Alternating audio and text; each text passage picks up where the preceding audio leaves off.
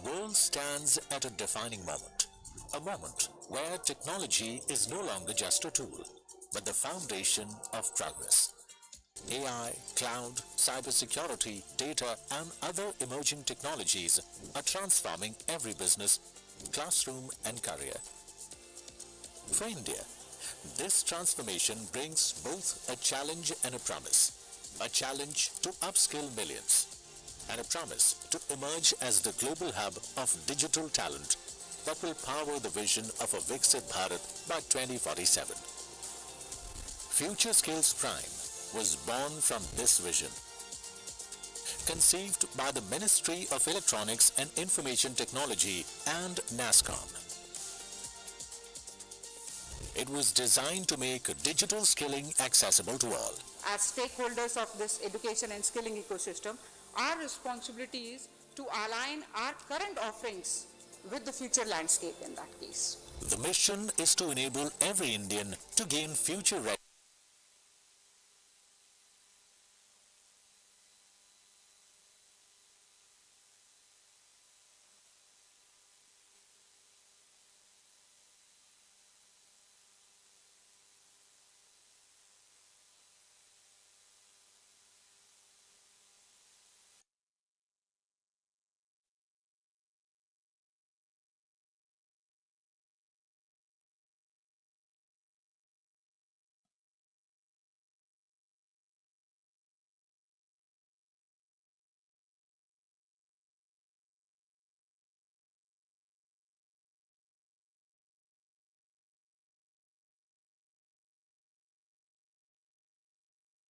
These skills, certifications, and opportunities in emerging technologies. A commitment to lifelong learning, ensuring our workforce stays employable, adaptable, and globally competitive. Over the years, you'll find that hiring based on a degree will become thing of the past. Maybe it is already a thing of the past. And you'll have to start your hiring based on capabilities and skill set. So you want to hire for the future, not hire for the past. FutureSkills Prime brings together everything a learner needs to thrive. Courses in 12 emerging technologies and 10 professional skills aligned with National Education Policy Framework. NASSCOM certifications that strengthen employability. Government incentives that make skilling affordable and rewarding. Experiential learning through hackathons and internships. With the Talent Connect portal, linking learners to job opportunities. FutureSkills Prime partners with over 2,500 academic institutions, over 160 corporates, and over 12 state governments. The impact speaks for itself. Over 26 lakh learners empowered nationwide. Over 1.8 crore digital fluency badges awarded. Learners from Tier 2 and Tier 3 cities gaining global ready skills. Ranked third globally in the European Commission's 2024 Pact for Skills report. And honored with prestigious national industry awards. Recognized and reflected far and wide.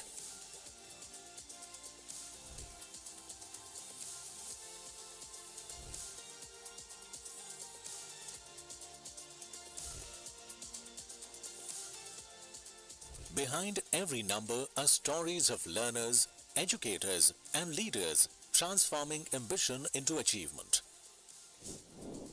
FutureSkills Prime as an initiative from NASSCOM and the government in collaboration with industry can build help use cases.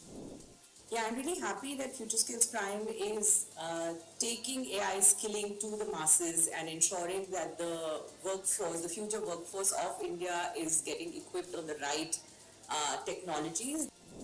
I think it's a great initiative because they are abreast of what the technologies are, how the industry would look like, what would help one to kind of get a job easier. The journey continues with one purpose: to empower over 10 lakh learners with future-ready skills, uniting government, academia, and industry. Together, we are building a stronger, more inclusive India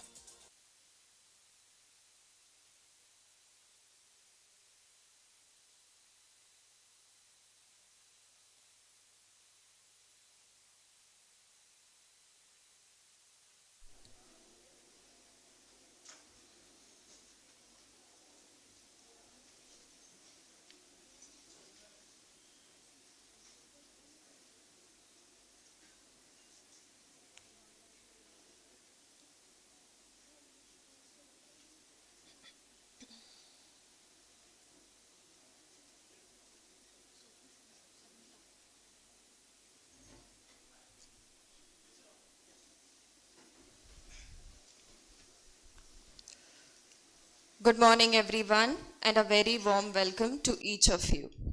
On behalf of Vishwakarma University, it's a great pleasure to welcome you all today to this special event. I'm Sharmila, and I'm absolutely delighted to be your host for this exciting and inspiring event.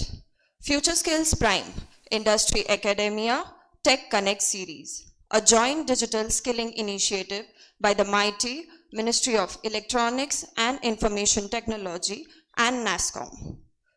We are delighted to welcome our distinguished guest, Mr. Ameya Chinchorikar, Managing Partner at the KP Climate Consulting Private Limited, Mr. Abhijit Bhate, Founder of Vidya Mohan Software Solutions, Pune, Dr. Vasudev Gade, Vice President, Vishwakarma University, and Professor Dr. Kailas Patil, Dean, Faculty of Science and Technology, Vishwakarma University, along with our respected faculty members and my dear students. Before we proceed further, let me briefly introduce today's initiative. FutureSkills Prime is a national digital skilling initiative jointly led by the Ministry of Electronics and Information Technology, Government of India, and NASSCOM.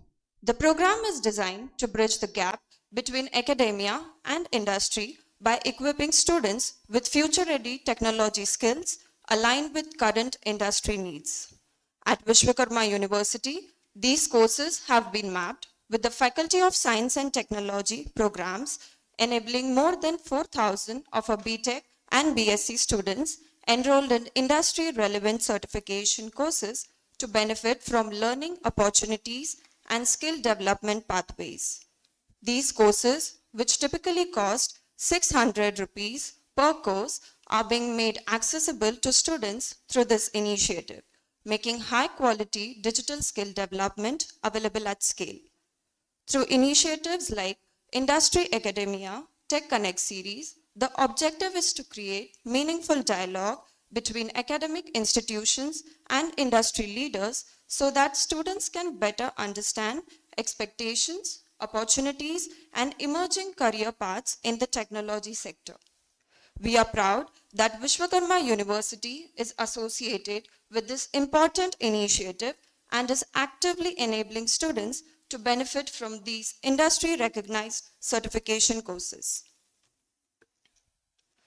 In this spirit of knowledge and new beginnings, we now move to a symbolic and auspicious tradition, the lighting of the lamp. In many cultures, lighting a lamp symbolizes knowledge, wisdom, and enlightenment. It also radiates hope, faith, love, and compassion, extending far beyond its physical presence. Now, without further delay, it gives me immense pleasure to invite our distinguished guests to formally inaugurate it with the traditional lighting of the lamp.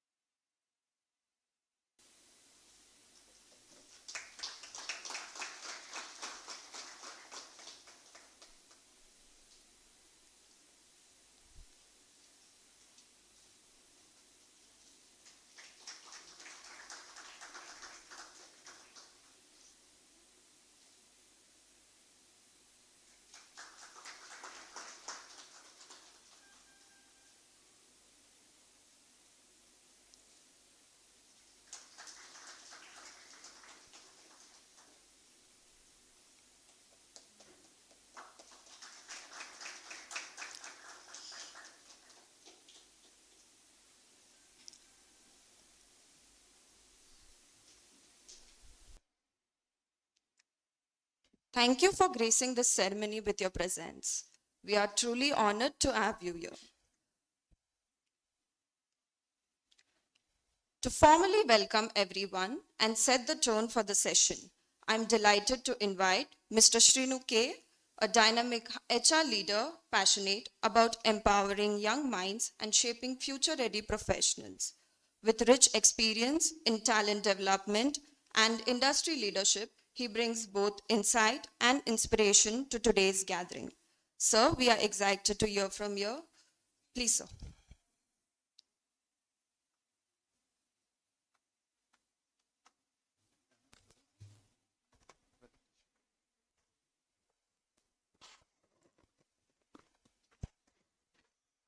Good morning, everyone.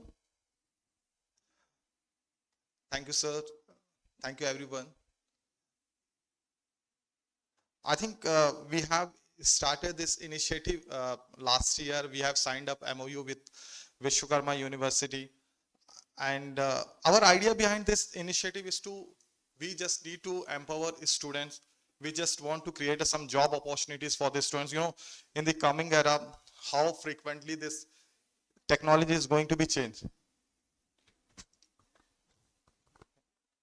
So, the FutureSkills Prime, which is a joint initiative of NASSCOM and METI, that is Ministry of Electronics and Information Technology. The idea behind is that Government of India wants to India digitally a skilled nation, and because of that, we are started this program. So what basically we are going to be offer? We not only we are upskilling the students, but also we are going to provide them some of the job opportunities. Apart from that job opportunities, you know, we are having just now I have had a discussion with Kailash sir that some of the students in Vishwakarma University are very much enthusiastic about startup kind of things also. So we are having our one of the division which is known as 10,000 startups, where we usually provide some of the opportunities for the young entrepreneurs in the you know, the startup platform also. And we are having our own ecosystem of startups where we also help them in the fundings also. This kind of things we usually do for the students. You know, when we have signed a MOU with your institute, we are having when we embedded this curriculum into the into your curriculum, with these courses into your curriculum, we are not expecting this much of support we are going to get from your institute, but thanks to Kailash sir, thanks to Gade sir, that we are getting this all opportunities, and we are implementing this initiative with the students. And this is just a beginning. We are going to be have some more initiatives which we are already had discussions. So basically we are working on 10 emerging tech skills, that is big data analytics, robotics, IoT, and 3D printing kind of things. We are usually providing this kind of courses to the students. Apart from this things, we are having some of the professional courses also, like where communication skills kind of things also we are going to be provided to the students. Where the idea behind is that, you know, earlier it was only for the working professionals only, but later on government decided why not we implemented this to the, you know, for all the academics also. So that is the reason why we have signed up MOU with the 2000 plus institutes as of now, and where we are implementing this program. And the good part is that the program which we are conducting here today, we are conducting the 3 institutes. One is here, and the second one is IIT Bhopal, which is going on today itself only, and the third one is the IIT Delhi itself. So I'm very it was a very privilege that we are hosting the this program in your institute.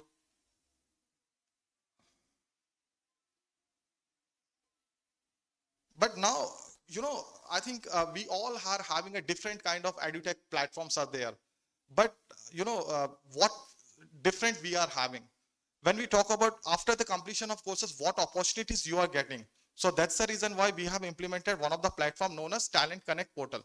Talent Connect portal is exclusively for the students who have done these courses in our platform. When we talk about Naukri.com, Naukri.com is for the universe, but Talent Connect portal is only for the students who have done these courses. It is a vice versa. We are having more than 1 lakh plus job opportunities over there. We reach out to the institutes, we reach out to the organization that whatever the job opportunities you are having for the freshers, basically, you just share with us. And from there we have come up with this idea of Talent Connect portal, from where we are starting all these initiatives. And Apart from that, we usually conduct some of the job fair kind of things also. Last year also we have conducted some job fair, and this year we hope so we are going to be organize this job fair in your institute, and I believe more number of job opportunities you people are going to be grabbed from here itself.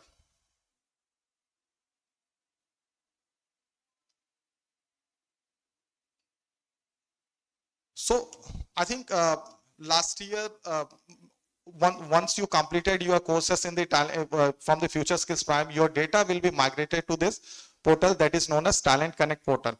And from there, you can reach out to the employers, as well as for the employers also reach out to you. It is a vice versa, where you are going to get benefited from all these opportunities. Whatever the opportunities, if you are having, you can just let us know so that you can reach out to the employers and apply for those job opportunities. Not only for this job opportunities, if you are interested for some kind of internship also, that also we are posting over there in that portal. You can reach out to the employers from there. This kind of opportunities you are going to be get in the near future.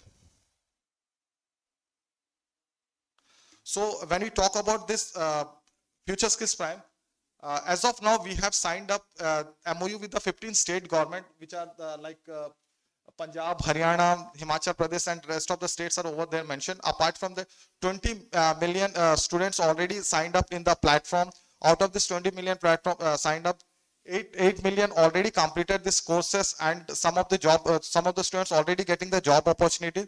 And to discuss more about this all things, we are having a very good panel discussions coming up right now, and we are having a good from the industry leaders as well as from the academia. So we are having a good insights at how it will be going to be beneficial in the near future. Thank you so much.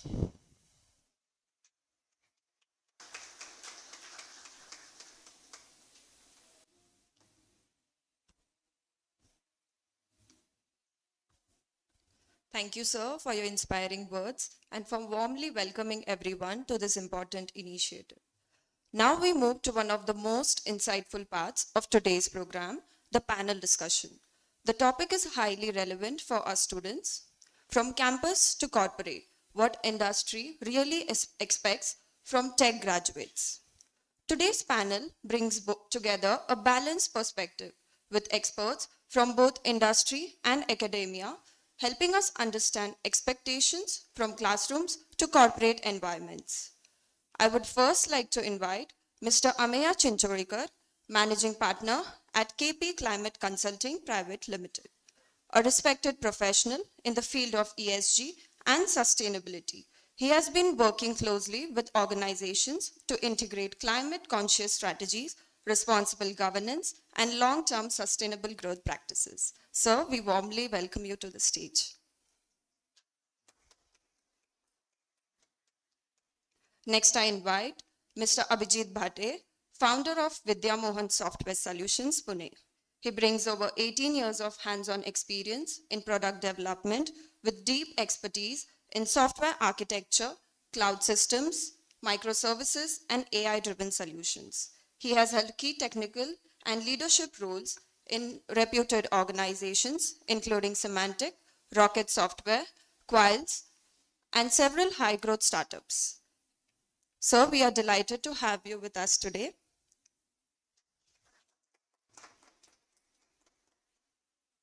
It is now my privilege to invite Dr. Vasudev Gade, Vice President, Vishwakarma University, and former Vice Chancellor, Savitribai Phule, Pune University, representing the academic leadership perspective. His vast experience in higher education and university governance will greatly enrich this discussion.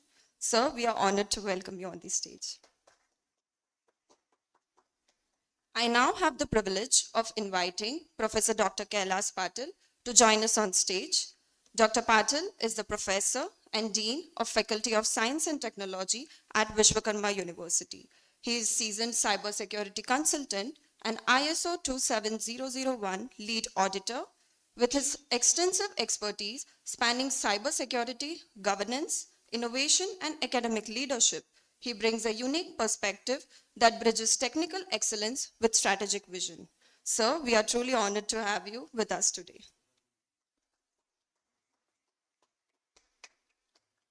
Thank you to our esteemed panelists for gracing the stage. With voices from both industry and academia, this panel truly reflects the journey from campus to corporate, and we look forward to a rich and insightful discussion.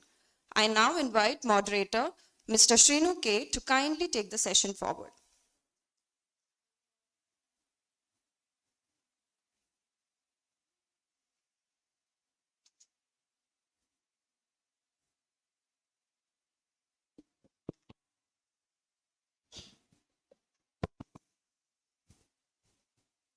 Thank you, everyone. Am I audible?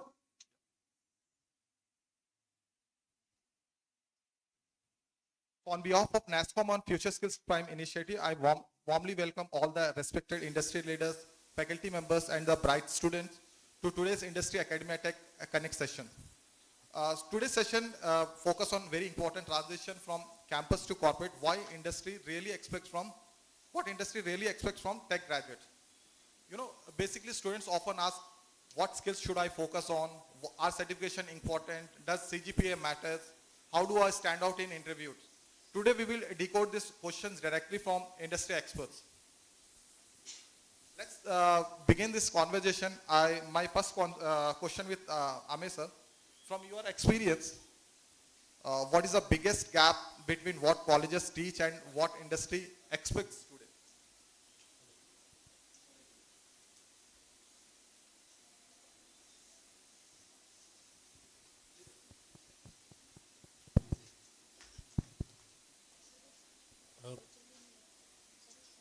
I think it's a very nice question. It's a perpetual question, I would rather say, because we live in times where there is a pace of change which is accelerating, and what that creates is the demand for skills keeps changing.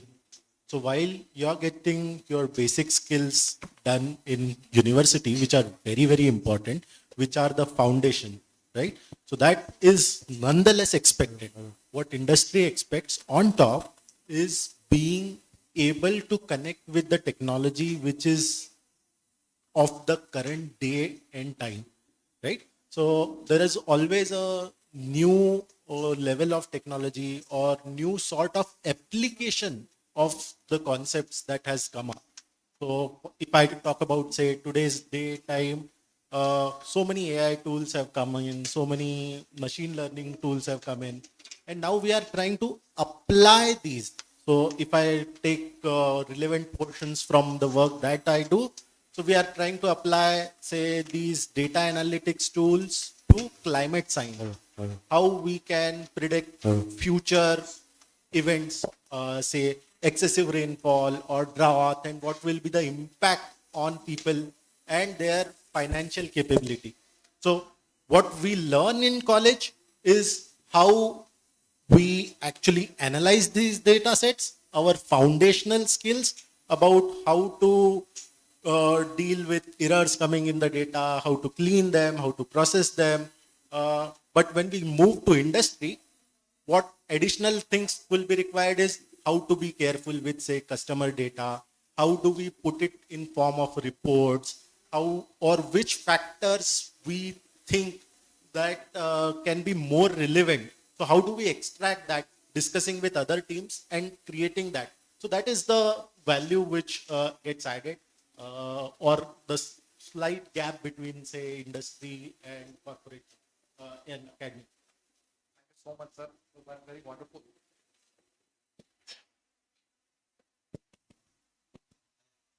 Thank you so much, sir.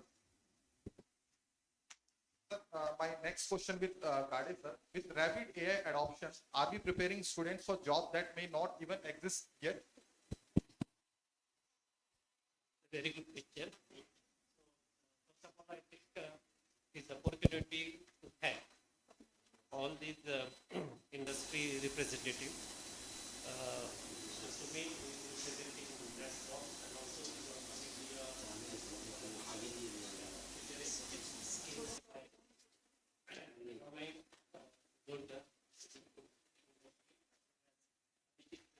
but they have taken time out, come all the way. Encourage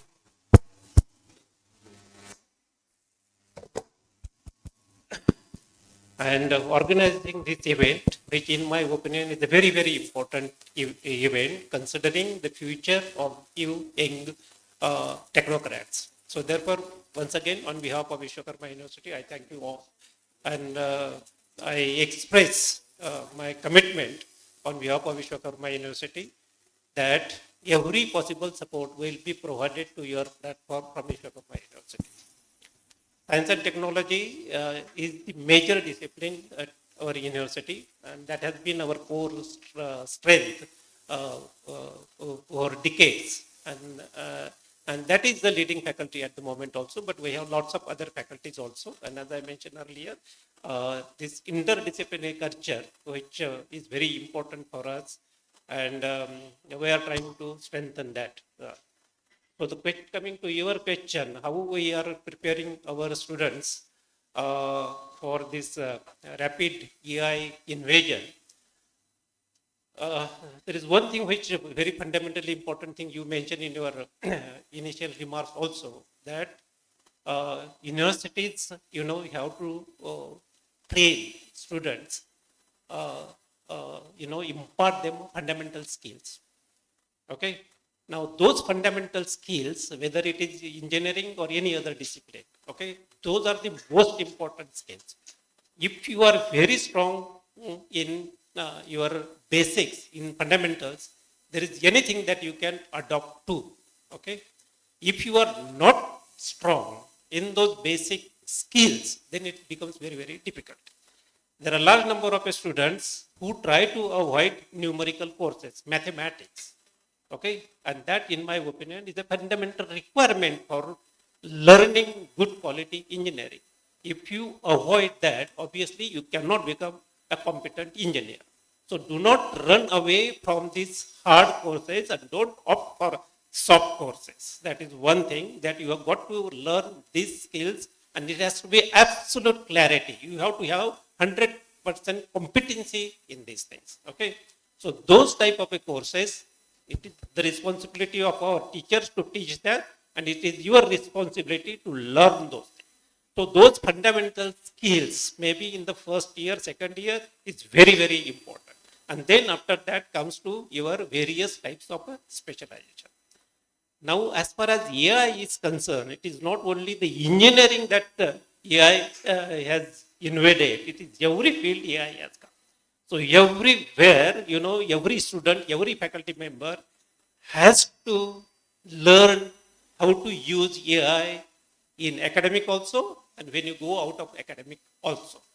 Okay, and Vishwakarma University has understood it very well. Okay, therefore, right from our second year onwards, okay, all our courses now we have taken up in our board of studies, we are taking up in our academic council meeting, and in all our discussions on a regular basis, we are insisting on one point: all our curriculums have to be drastically modified.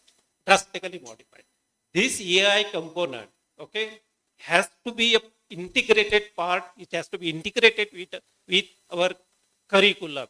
Even in social sciences also, judicial courses also, pharmacy also, engineering of course. So all our courses are now getting modified to incorporate the AI component at various levels, right from the basic level up to the most advanced level. All those new concepts which are coming in AI, okay, every day we hear certain new name, okay. So we are telling our faculties that you get those things. Now to teach those courses, our faculty have to learn first. So therefore our step is that, our initiative is that we are encouraging our faculty to learn those things. If they want to go to industry, if want to go to some anywhere, faculty development, whatever it may be, university from our own resources, we are supporting them. So first of all, we want to make our faculty competent so that they can deliver it, okay, to the students. And this integration is something very, very important. Sometimes students also find it difficult, but there is absolutely no way that you can avoid it. There is no way that you can avoid it now. Because AI, is it possible for anybody to avoid in their future life? It is not possible. So best is that we accept it as it is, okay? And we prepare ourselves for that. So students have to prepare, faculty has to prepare, as an organization, as a management, we have to prepare, and we are fully prepared for that. Advice, inputs from people like you who are expert in the field, okay? That is why these academia industry interactions becomes very, very important. What is coming up, what is the latest development that you can give us an input, and accordingly we will change, okay? Because we want our students not to be, behind any other best. Even if it is, we say IITs are best, no doubt about it. But we want our students not to be less than anybody, any institute, okay? We want you as good as those students. Anything that you require, and if we are not able to deliver, you can always come to us, point it out to your teacher, your dean, that this is something which we want to learn, but you are not teaching us. We are here to address that, okay? And that is why we bring expert also here, so that you interact with them and tell us what else we should do. Thank you. Thank you so much, sir, for your wonderful insight. I believe that not only the students, but also faculties are going to be benefited from your insights. Patil sir, my next question to you. How can students showcase their certification learning during interviews? And addition to that, how should students strategically choose courses under FutureSkills Prime?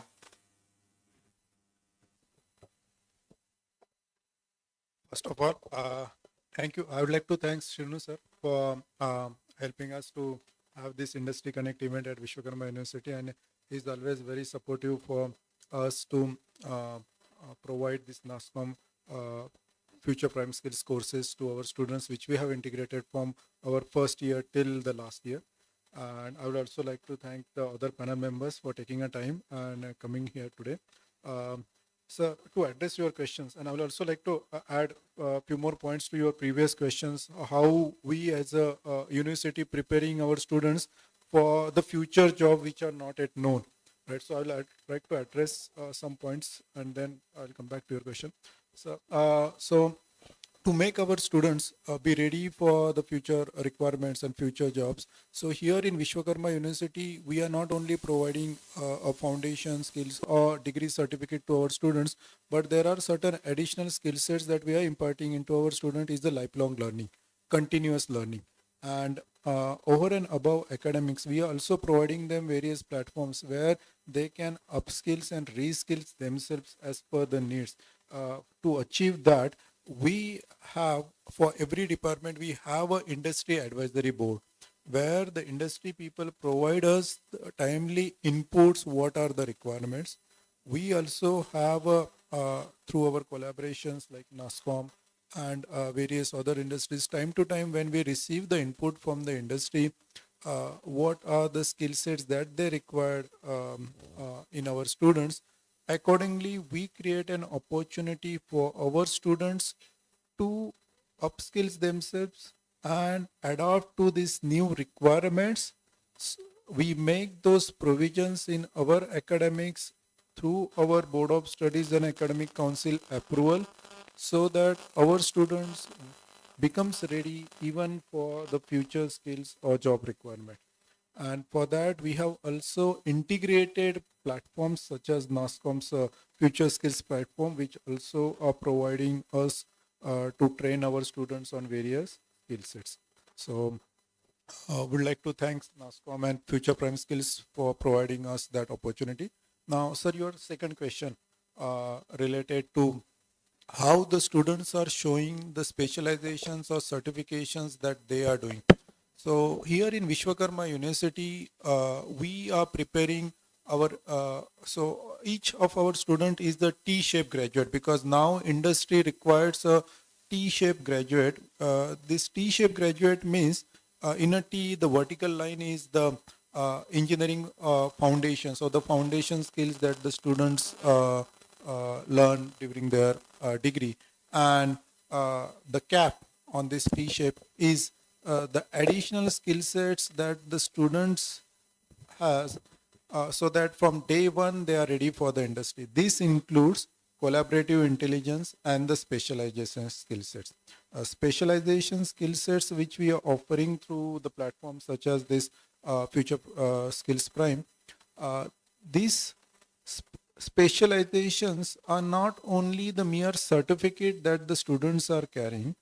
These specializations which students are doing, the projects that they are developing with that, we are creating a GitHub profile of the students where they are applying these skills to solve the real world problems, and those profiles are used to showcase to the industry in addition to the specialization certificates, to prove that it's not only the mere certificate that the students are carrying, but the industry could verify the work that students have done, not only the code that they develop, but also to showcase the ability of how they have applied the skills to solve the real world problem.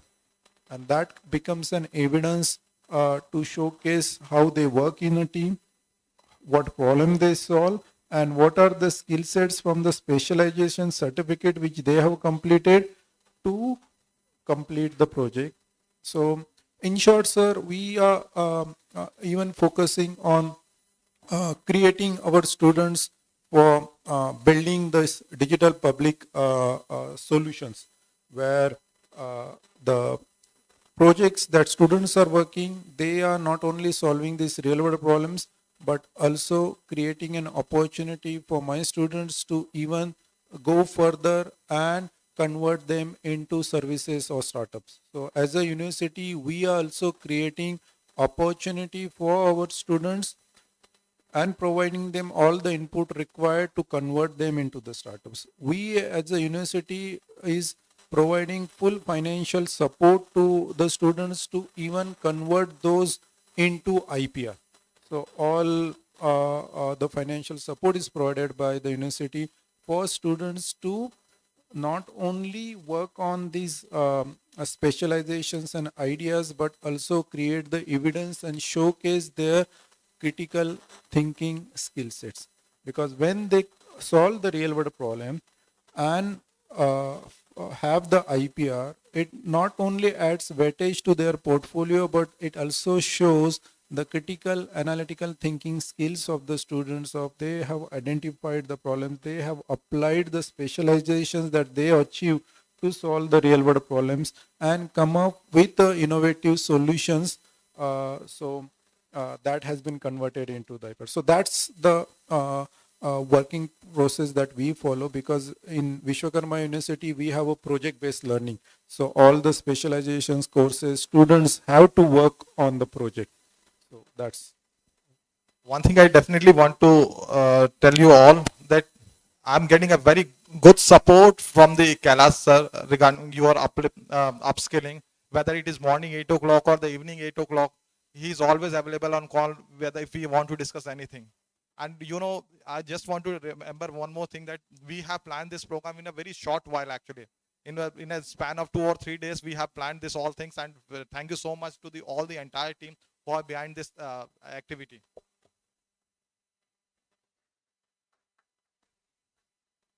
Abhijit sir, my next question to you: is social media distracting tech students from deep learning? Very interesting. Good morning, everyone. First of all, again, like everyone, very senior to me here, and I would like to thank you all for giving me an opportunity to be here. Thank you, students, for sparing your time. It's when your time is as crucial as ours. So yes, is social media, like I would say it depends how you use social media or any kind of media for that matter. I mean, sometimes I do get ideas by being on social media that I can actually develop into product, and sometimes it's a plain distraction, right? So we have to keep boundaries. That's a simple answer. Like we have to understand when to stop and when to use it for your own benefits. Like there was Orkut when I was in my college, right? And Facebook thrashed it left, right, and center. So it was a need. I mean, if there wasn't an Orkut, probably Facebook wasn't there. So someone thought about Orkut, that made a popular choice for people over there. And then people thought like, okay, if people are being, if there are people trying to connect with each other on these kind of platforms, then probably I should make something like Facebook, right? And then LinkedIn came. Now people are using LinkedIn incorrectly as a social media platform. It's actually a very professional platform, but idea is that it's like all these platforms are meant to connect you with each other and try and bring ideas together. Like there are times when, like especially like I've been working with a US based company for past 4 years. I'm the only person working for them remotely. Like I'm the only person working from India. Then there is a person from Brazil. There is a person from Germany somewhere. So we wouldn't have met if we were not been on this platforms and thought that okay, we as individual contributors and freelancers can probably form a team and propose our consultancy services to a company over there who probably looking for talents like us, right? So like again, the short answer is that you have to use it wisely, right? So you have to use it for doing the right things and try and avoid the time that you spend on just doing the typical time pass. So that is also required. It sometimes makes you stress you, but yeah, that has to be the main purpose in my opinion. Any specific message you want to give to the Gen Zs for usage of social media? And that makes me sound very old, but no, not particular message really comes to my mind, guys. Probably the message is that try and find the people who match your vibe. There is a vibe coding concept going on, and that's what we do. Like you may be visiting Starbucks, you may be visiting Third Way Cafe and places like that, and you might find now many people with their laptops doing something, and all these cafes have becoming like satellite places to work. I'm one of those coders. You will find me random cafes just coding because I like that kind of environment. So use these things. If at all there is a message, probably try and find the people who match your vibes, because that probably will give you an co-founder to work with you on your idea. I have found few nice co-founders. I'm already working on some product ideas with them just because I learned about an event happening through social media. I attended that event and I found people who matched my vibe, and that's how things work. So yeah, again, use it wisely. Much, sir, for your insight. So my next question with Gade sir, how should students use college years strategically instead of just academically? Not just academically.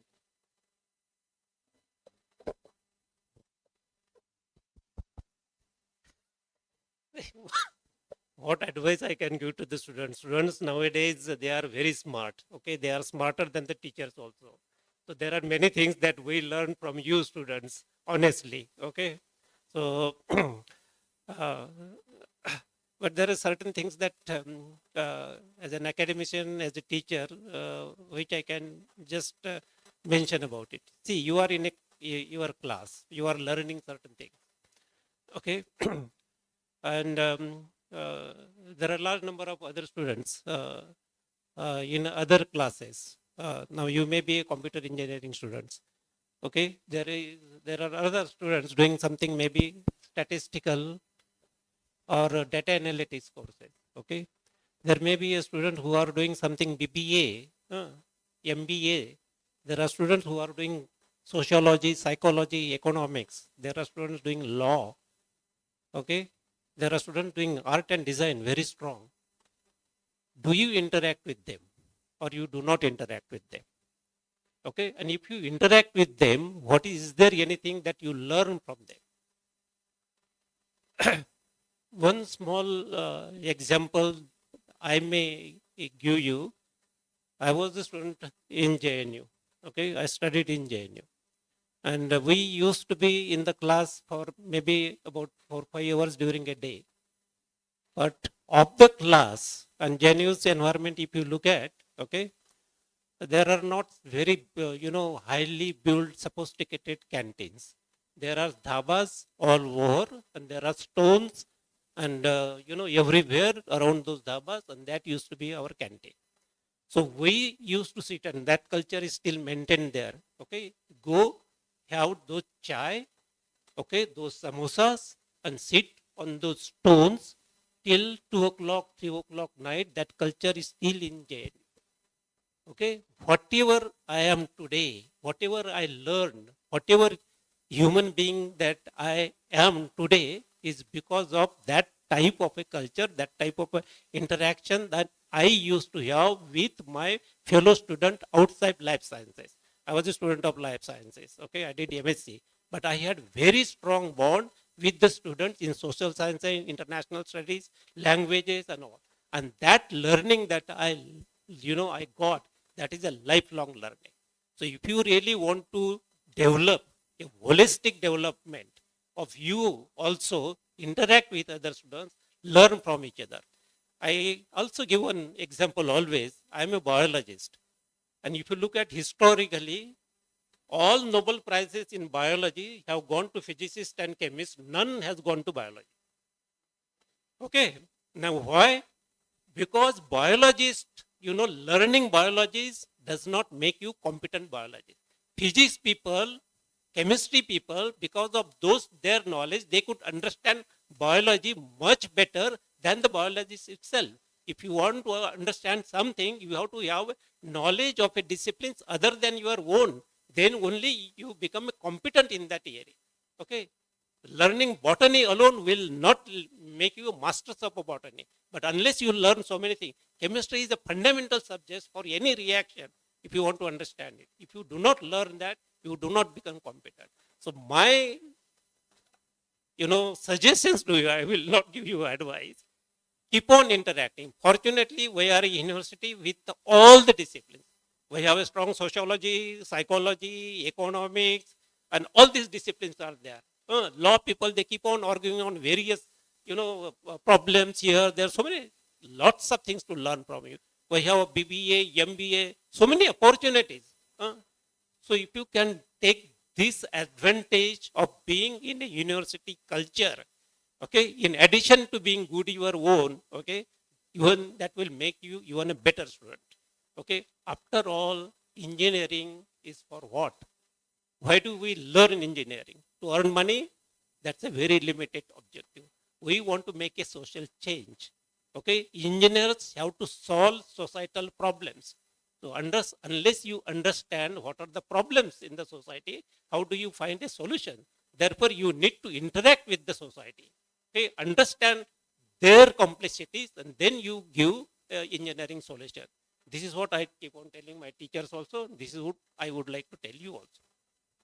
Thank you so much, sir. With your vast experience, you are sharing your thoughts about your college days, about your JNU, and I believe that students also get in touch with Gade sir and learn how they are going to be develop their career ahead in the near future also.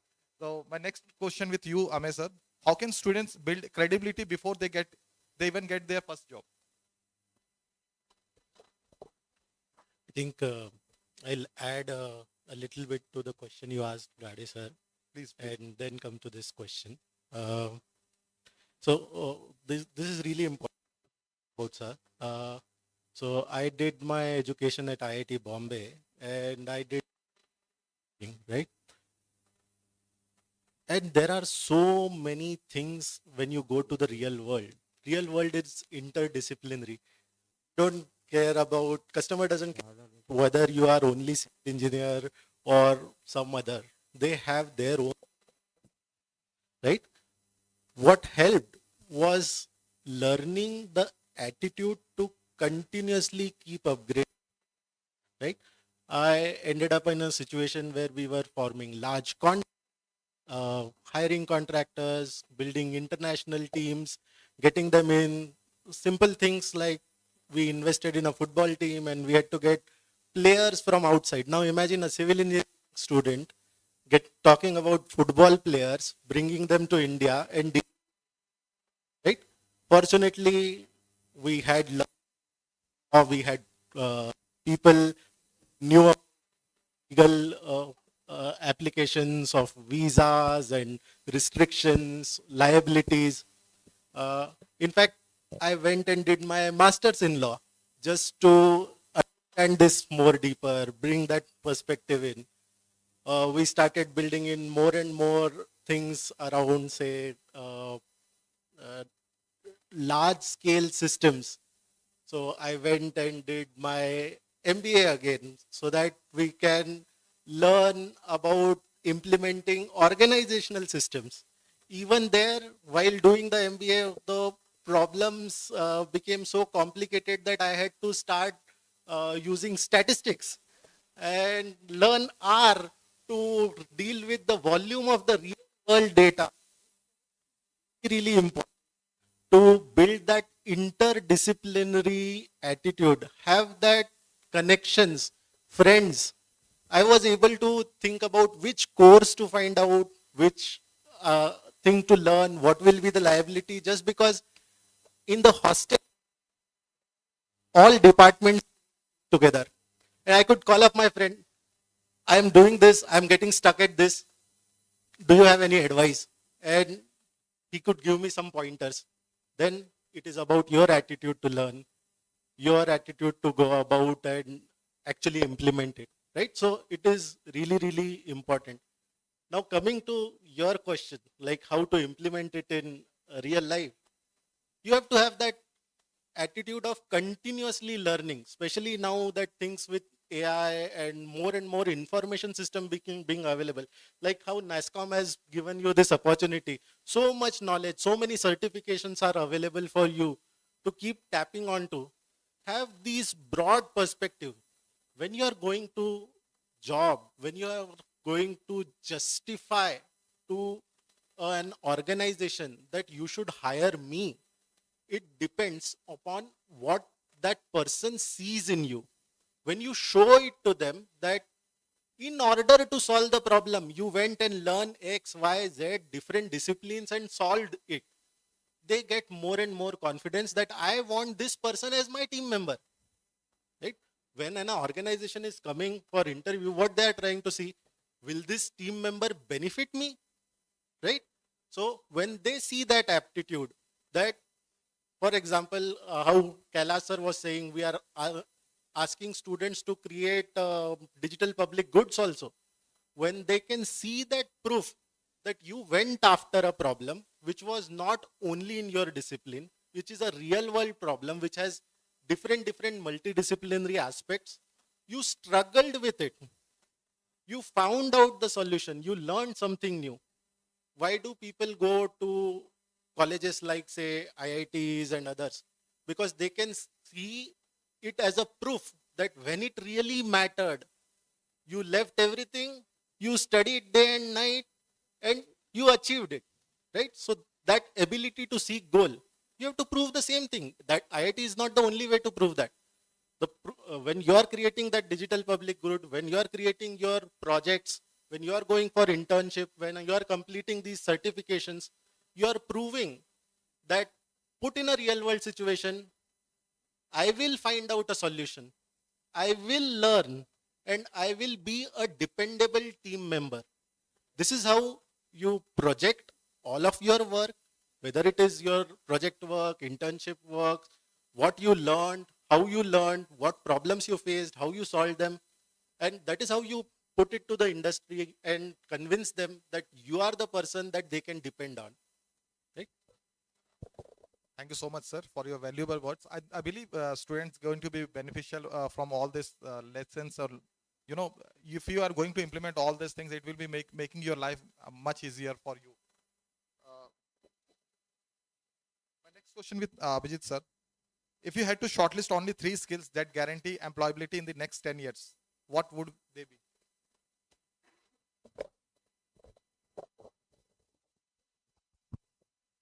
Okay, so that's a very tough question, and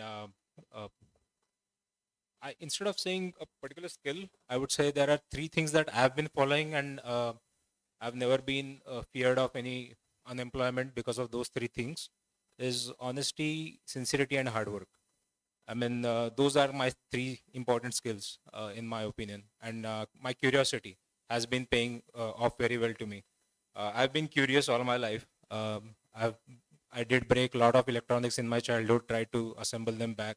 That made me feel that probably I could be an engineer. The true story is that I also went to Satyam Computers when I was a kid. I saw a free soda there, and I thought I must go to such things where there is a free food and free soda available. That made me a software engineer. But once I became a software engineer, I was very curious about how programming really works, how exactly whatever lines of code I'm writing is helping to solve a particular problem. So three skills point of view, like I said, those are the three disciplines. One can only be successful by being a disciplined person. We all know that. We have seen many icons around us, Virat Kohli, Sachin Tendulkar. They were disciplined in their work. That's how they became great. And it didn't matter to them what kind of bowling attack has changed, what kind of scenarios or ground or conditions have changed. They still became successful in those tough conditions, and that's what make people great. Technologies come and go. It's not that before AI there was no disruption. Like when we were doing our when I joined the company, there was a trend of doing a SCJP certification, without which you were not allowed to work on any Java projects. Then there was a trend of going from manual testing to automation. Then there was a trend of moving away from shell scripts to writing infrastructure as a code. Then there was a trend of going away from the local data centers to cloud. So every time there has been a disruption, and this is all I did was adapt. Like I adapted to it. I realized that okay, this is what I need to upgrade myself to in order to speak the same language with the people in the room, and that's all is required, guys. I mean, I feel being adaptable student all your life and career, and being thorough and honest to your profession is all we care about. Like even in like to add to the questions which were asked before, in my opinion, your GitHub is your resume. I don't really look into your resume because people can write anything they like, but if the GitHub kind of shows that you really worked on certain problem statements which really involve those programming languages, that kind of even the GitHub history kind of says it. Now, can you not mock it? Yes, you can.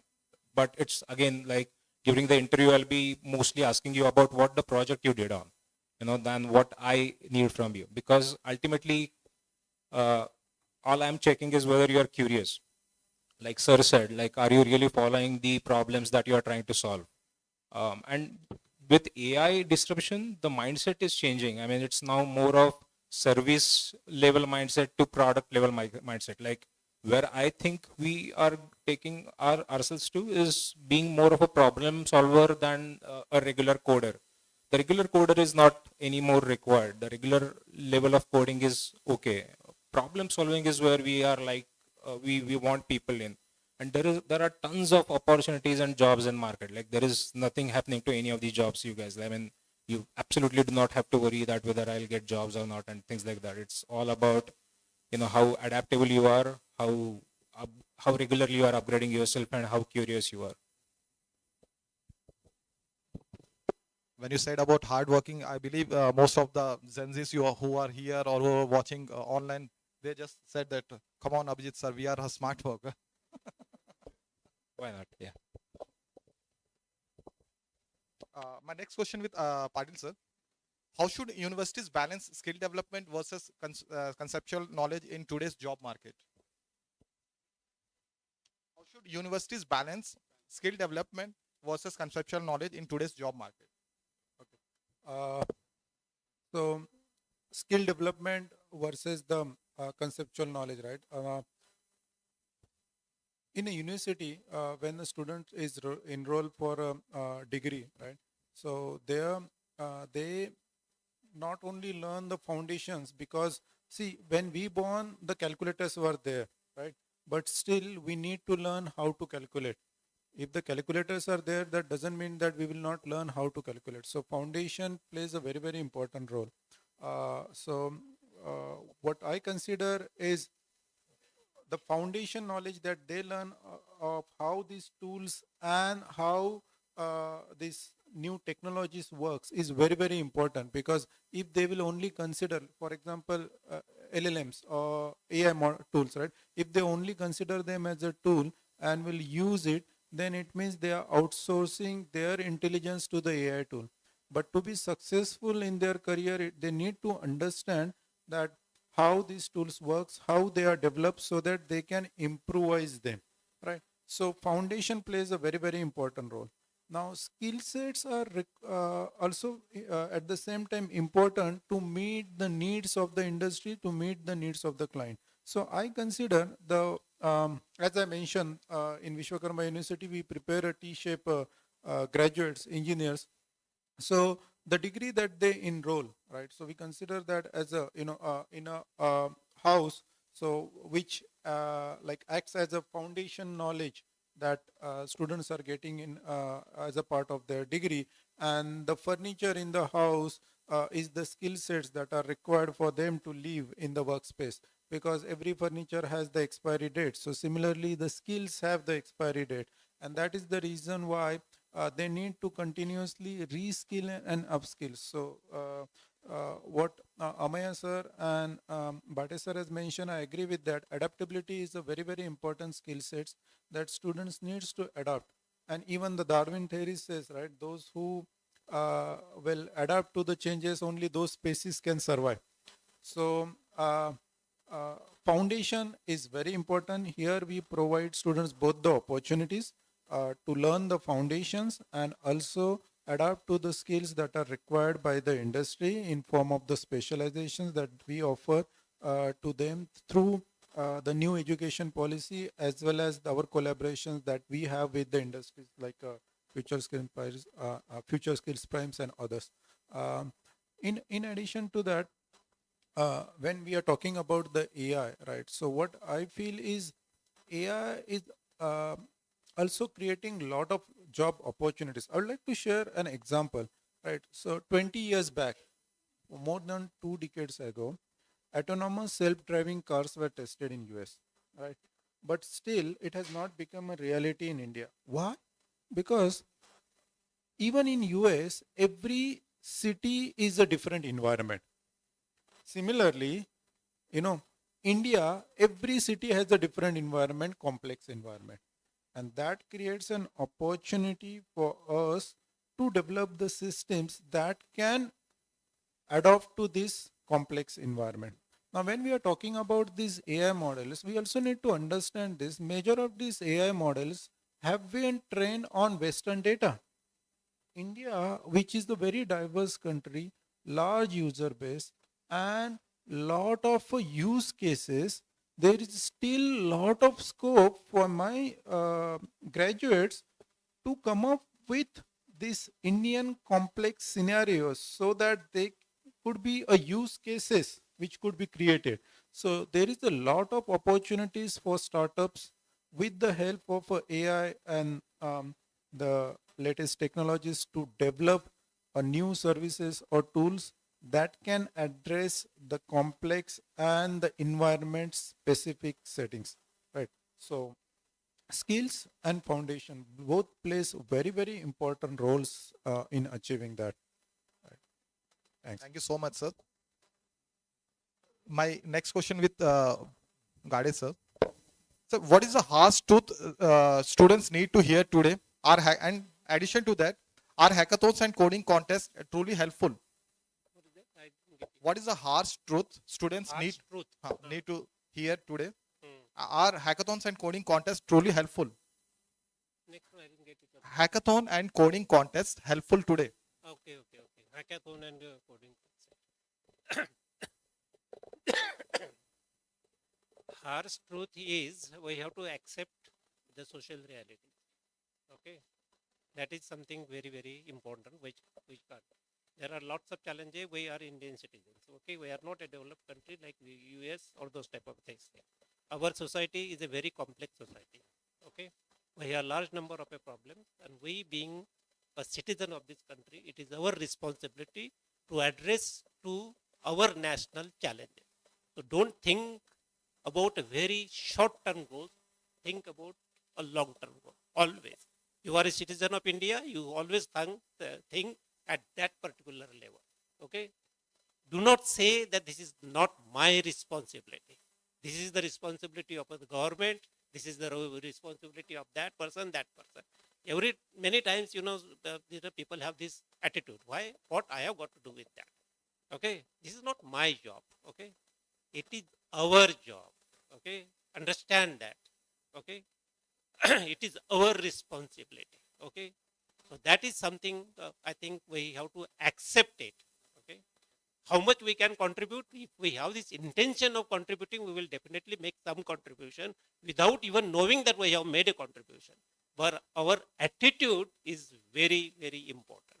If we have a attitude, negative attitude, okay, ignoring certain things, not respecting the others' opinion, okay, then it is not a good thing. We are a democratic country, and everybody has a right to have their opinion. We have to respect that.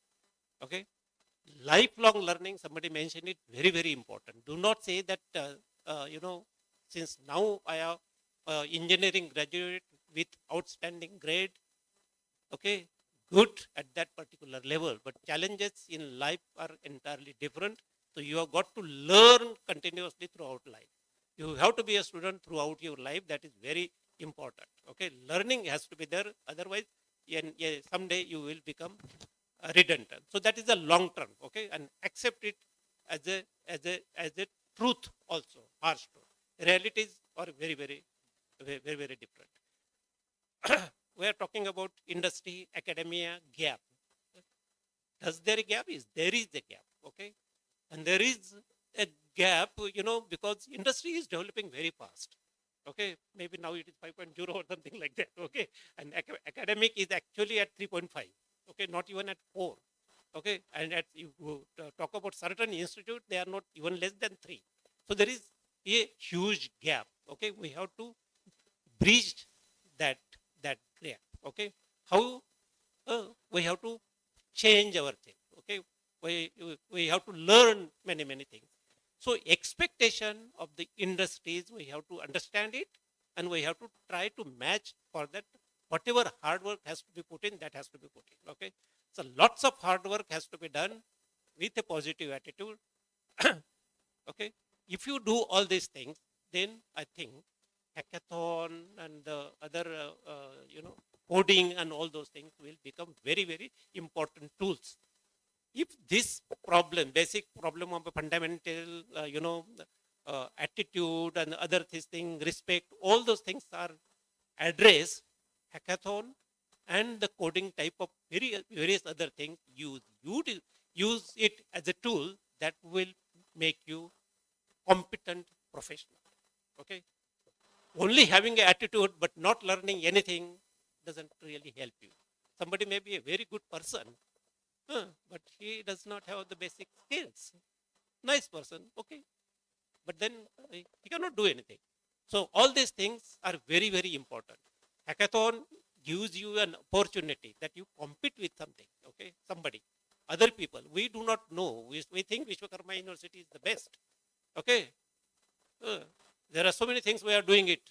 Nobody else can do it. But how do you know that? Unless you are in competition with somebody. There are large number of institutes, even could be in interior, rural areas, and the students may be bright there. Give them an opportunity, they will prove that they are better than anybody else.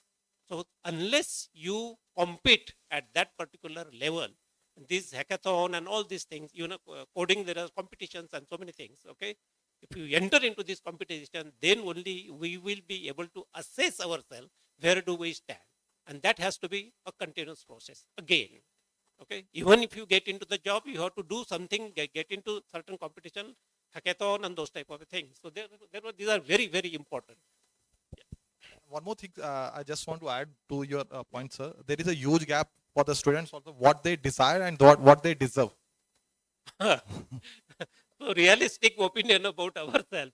Okay, so if you have this realistic opinion of ourselves, okay, and if you know that there are challenges, I need to improve, then we will definitely improve. Somebody who feels, I am the best, okay, so there is no improvement will take place, never. That person will remain there. He may think he is the best, but there will be people better than the best, okay. Therefore, this is very important point, realistic assessment of ourselves, and then, what are our weaknesses. If we can analyze that and work on that, that will make us a better person also and better professional also. Right, sir. Thank you, sir. Sir, my next question with Ame, sir. How should students handle rejection or failure during placements? How important is continuous upskilling after getting placed? I think continuous upskilling I covered a little bit earlier. What I would like to bring a different perspective here into this question. I think I would like to convey to all of you that you are in a golden age. This is like a once in a lifetime opportunity that you are coming towards industry at a time when so much new technological disruption is available. You know, if you just look at, if we just take a view of all the batch-wise placement of students, right? Where people went in which year, right? You will find that every single time when there was a new wave of opportunity coming, people who joined industry at that time climbed the ladder extremely fast. Just think about it in, say, 90s when computer systems were becoming more common. People whoever went out of colleges at that time started companies in IT systems, they became successful. 2004 around, everybody went into banking because it was getting revolutionized, right? If you, every single year something new is coming. There was a wave in insurance, there was a wave in environmental science, right? Right now is the wave of AI, data science, and you are extremely well equipped, right? So you, even though the news may say something different, because news is conveying the majority perspective. Majority is not student, right? Majority is already working professionals, right? Or people who have finished job. Like if you split the population by that percentage, news will convey the opinion of that majority. For you, the opinion should be, so many people are going to get obsolete and I am going to be the king, right? So that is the golden opportunity you guys are looking at. Don't go by what is on the news. Now, coming to rejection. Rejection is also a golden ticket, because that means that perhaps you have a different view than the person sitting on the other side of the table, especially in the moment of disruption. And you will find these stories again and again in entrepreneurs, that when they went to a company interview, they were rejected. Why? Because their perspective was totally different, right? So don't think of it as something is lacking in you only. Think of it, maybe that person doesn't have the perspective. They are still living in the old age. Maybe you guys know the new things, right? Try to figure out people who match your vibes. As he said, figure out companies who match your vibes. Figure out founders, co-founders who can match your vibe. Because you are the ones who are trained in the new age today. Your perspective might be much better. Just like any Gen Z person can handle a cell phone much better. You might see it in your own houses. Your grandparents may not be able to handle it that well, right? Similarly, the thing is happening with technological change in corporates. They may not be even able to evaluate it fully, right? So don't think of rejection as something being negative mark on you. Find other opportunities. It might be actually positive that if you ended up joining that place which did not even judge you by the skills that you have, right? It would be negative in the longer term. So rejection is, okay, I missed that disaster going to happen. I'm going to find something else which matches my vibe. When I heard about rejection, one thing came into my mind, that winning or losing is not important. Participation is more important. Sir, my next question with Abhijit, sir. Why do technically strong students sometimes fail in interviews? And adding to this, what are the top 3 resume mistakes freshers make? Good question. So I'll try and answer the second question first. The things that in the resume that I think students make mistakes are writing too many things which they have not really worked on. That's the very common mistake I have seen. Like typically in a PE project or third year project, when you work on a particular problem statement with a group of 3 or 4 people, you try and write this technologies or try and write the languages or a particular stack which you really have not had a hands-on experience on. Maybe your friend had it, but since it was a part of your project, you also mention it on your resume. So not being honest on the resume is a strict no for any company. Because the very first thing that we screen through is is there anything in this tech stack that I can be benefited of? We are giving you money because we want to have your skills.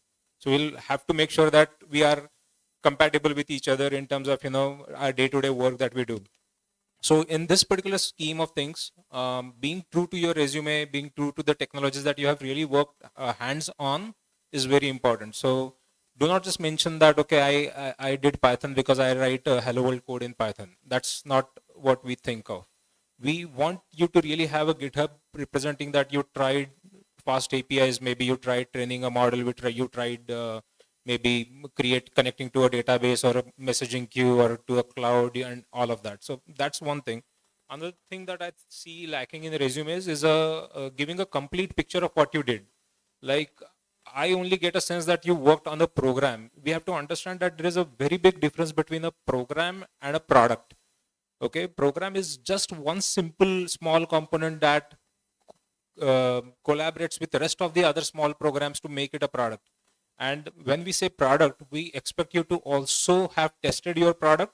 We expect you to also have deployed your product and also have analyzed what pain it takes to get that thing deployed and what kind of cost it brings when you have to do, pay a cost at the cloud or any data center that you may be using.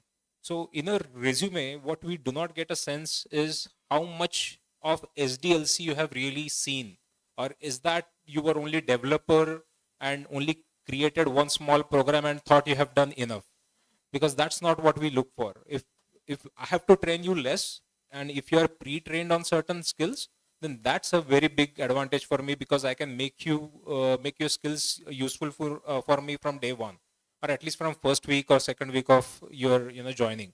So now with all these technologies easily available to you guys, we expect you to be using it wisely so that you can be onboarded quick enough for us.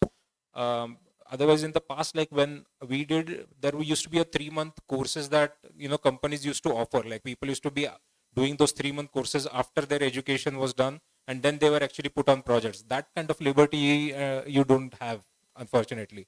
You have to be, and that is a thing I look in the resume, that do I get a complete picture of how well you were involved in all life cycles of software development and not just writing few lines of code here and there. So that's one. And sorry, your first question was why some senior people Technically student. Yeah. So I mean, like sir said, I guess it's more of a perspective. Like it's not a fit. Those two guys are not fit for each other that moment. It's not always about your skills. It's always it's also about your attitude. It's also about your willingness to excel. It's also about the attitude of the interviewer. Like I have been in a company where I was there for almost 8 years, and I was trying to come from US to India, and I was giving an internal transfer interviews, and there used to be 8 rounds of interviews even for an internal transfer. So I was just trying to come in the same company. I was not changing even the company, just changing the department. And in the 6th or 7th interview, that guy asked me to write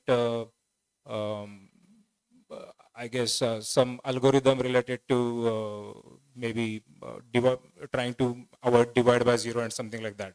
And we had an argument on that. Like I thought my algorithm was okay, and he thought it wasn't, so I didn't get an opportunity to work for that group. And that was like internal transfer. So I felt ridiculated by that, but that's how it is. Like, it is not always you. It's the situation, it's the interviewer. It's actually an opportunity. Like, I rather landed up in a better group than I was trying for. So that was a destiny, I guess. But typically people try and, I rather prefer, like, if possible, if you're giving an interview, see if you can still stay connected with that person through LinkedIn, and try and ask him what went wrong, what could have been done differently. If that person is obviously open for that kind of discussion, I typically do that. I kind of give a very honest feedback that, because of these 3 things, I don't see you fit now for what I'm looking for, because I need someone who can be immediately onboarded, and probably you are a little bit behind than what my expectations are. But maybe if you could do this and I have another opportunity, I'll hire you. And that has also happened with me. Like, I had gotten many rejections, and people have told me, like, okay, these were the things that we wanted immediately, and since you were not having it at that point in time, we are not able to take you. So it's more of a fitment. It's not a rejection. One thing, many of the students reach out to me that we are applying for many of the job opportunities through our LinkedIn or the Naukri, but they are not getting a calls from the employers. One thing you must remember, nowadays the resumes are monitored by the ATS. So you have to go through the ATS, you have to update your resume accordingly. Patil sir, my last question with you. If you had to give one career advice that students should remember for the next 20 years, what would it be? Okay. So for the students, my career advice is for next 20 years to survive is professional skills will be very, very important, because the technical skills, as the new technologies will come, you will have to adapt it. Therefore, for next 20 years, your professional skills means how you communicate, your collaborative intelligence, teamwork, right? So these skills will help you to adapt to any new technology, any new situation, and by adopting it, also applying, right? So lifelong learning is very, very important. In addition to this lifelong learning, you should also develop this collaborative intelligence, teamwork skill sets that could help you for next, definitely for 20 years. Thank you so much, everyone. With this, we will concluding this discussion. Now we are moving ahead for this fireside discussion with Gadi sir. The degree or skills? Skills. CGP or projects? CGPA, or projects? project. Projects. CGPA is not important. I think project is very important. Certification or internship? I think in this case, both are important, but I think internship is more important than certification, in my opinion. Everybody have their own opinion, but I think learning is very important. Somebody says give a certificate, that's a different matter. Somebody may give, somebody may not give, but I think what we learn, that is something which is going to stay. Startup or MNC for freshers? Startup. One habit every tech student must develop. One habit every tech student must develop. Integrity, honesty, dedication, hard work, these are very, very important things. Learning ability is very important. Thank you so much, sir. Amit, sir. AI or cybersecurity? Cybersecurity. Tools or concepts? Tools or concepts? Concepts. Indian job market or global opportunities? Indian opportunities. Automation threat or automation opportunity? Opportunity. Cloud or data science? I think they are converging. Certification or self-planning? See, depends upon what your goal are. So usually I go for your own planning, but if you're at your stage, it might be certification that might be important. Government initiative or private certification? Private certifications. Thank you, sir. Resume length, 1 page or 2 page? 1 page. LinkedIn profile important or optional? Optional. Online assessment fair or overrated? Overrated. Campus placements or off-campus hustle? Off campus. Immediate joiners or skill joiners? Immediate joiners. Startups risky or rewarding? Rewarding. Job stability or skill growth? Skill growth. Domain knowledge or coding expertise? Domain knowledge. Thank you, sir.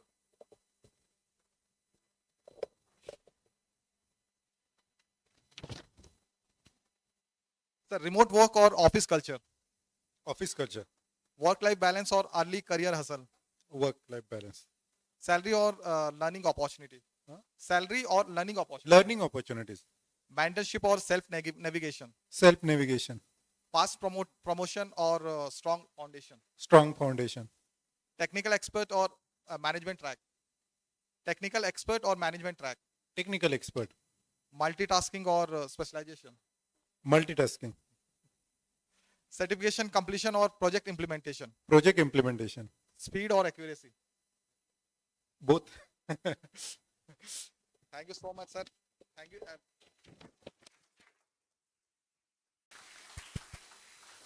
With this, we are concluding this event for now.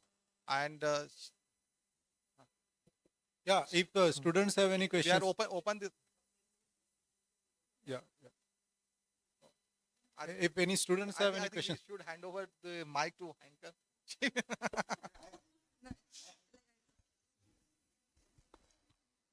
Because we are going in our flow only. Thank you, sir, for that truly engaging and insightful panel discussion and fireside chat. I am sure our students and faculty have gained valuable perspectives from this enriching interaction. As a token of our appreciation and gratitude for sharing your time, knowledge, and experience with us today, we would now like to felicitate our distinguished guests. We do have a student and Q&A later, so after.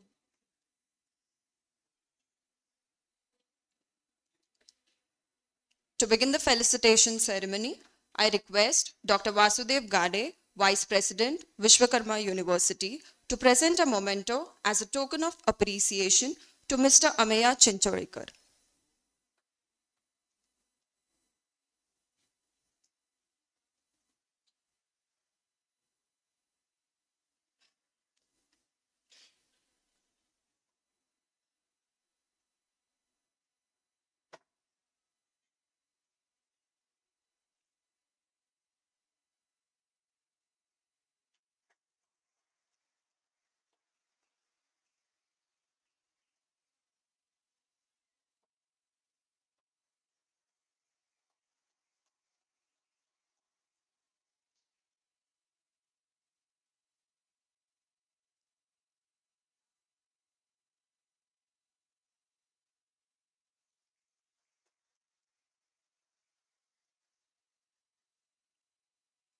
Thank you, sir.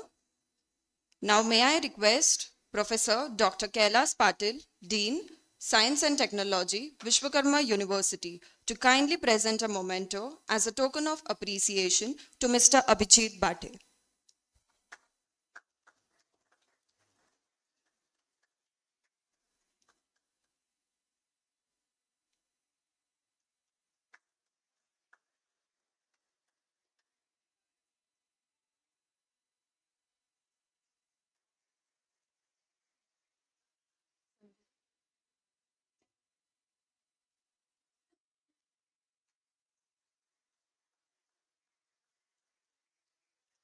Thank you, sir. Next, I would like to request Dr. Sanjesh Paure, Director Research, Vishwakarma University, to present a memento as a token of appreciation to Mr. Shrinu.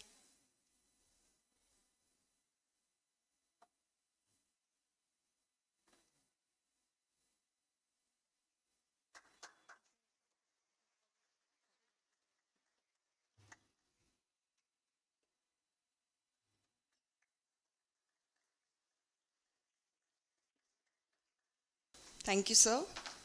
Now I would like to request Dr. Yuvraj Lahoti, Director Alumni Relations, Vishwakarma University, to present a memento as a token of appreciation to Dr. Vasudev Gade, sir.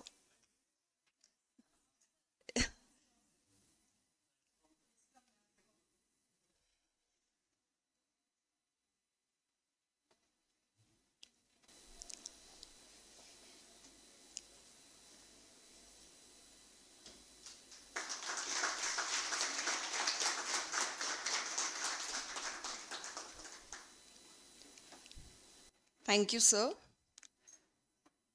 And now I would like to request Dr. Pavita Nuji, Associate Dean, Faculty of Science and Technology, Vishwakarma University, to present a memento as a token of appreciation to Professor Dr. Kailas Patil, sir.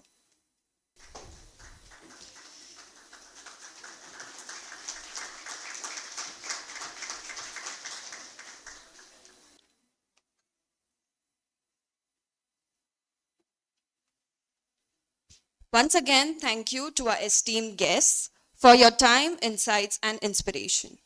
We now open the floor for the student question and answer session, the most interactive part of today's program. Students, this is your chance to engage with our panelists. Please feel free to ask your questions.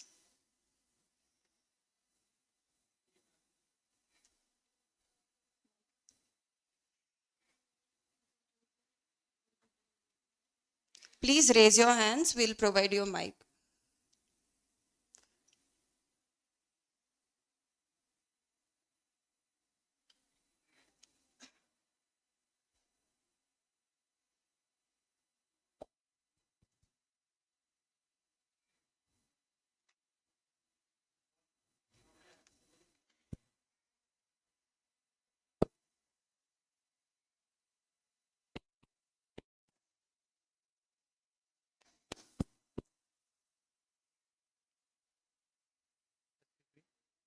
Hello. Excuse me. First of all, I want to ask about more about internship program about Future Skills Prime. You can elaborate more about it. Hello. You're asking about FutureSkills Prime. Internship program. Can you elaborate it in detail? Okay. See, we are connecting with the colleges regarding if we are interested for the internship. We are providing internship opportunities in our platform that is known as Talent Connect portal. Apart from that, if we have received any specific request for the internship, then we reach out to our partners, all the IT partners, that this many students are interested for the internship, and we will share your resumes or your data with the respective organizations. And from there, if we got opportunities, we will definitely going to share your data with that organizations.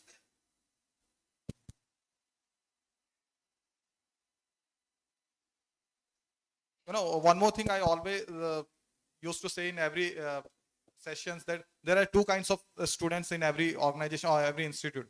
One who knows everything, and one who don't know anything. So if you are getting this kind of platform, please ask your questions, solve your queries, because you are having very good people like Gade sir is there, who's having a excellent experience in his field. Hello. Sir, as we know, the technologies keep on changing probably every month. So what are the technologies right now we should keep an eye on and, try to study?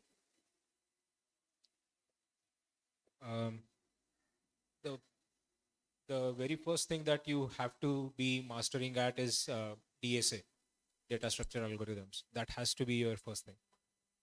Second is you have to have some level of hands-on on, you can pick any cloud you want, like try and use any cloud that you want, try and have things deployed.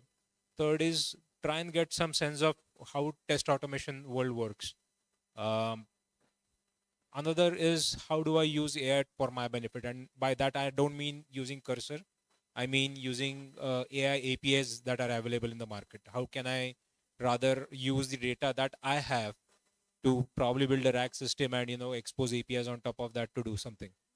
So having a little bit of hands-on on AI, databases are very important. They are not going anywhere. So having a good sense of database management systems, DBMS, DSA, AI, test automation, and any programming language that you like. I mean, there are even companies who are still working in COBOL and they are not going anywhere. Like majority airline systems are still on COBOL. All our ATMs are on COBOL. So it's not that anything is going away easily. So yeah, programming language is less important, but these basics and exposure to these areas is very important. Okay, sir. Thank you.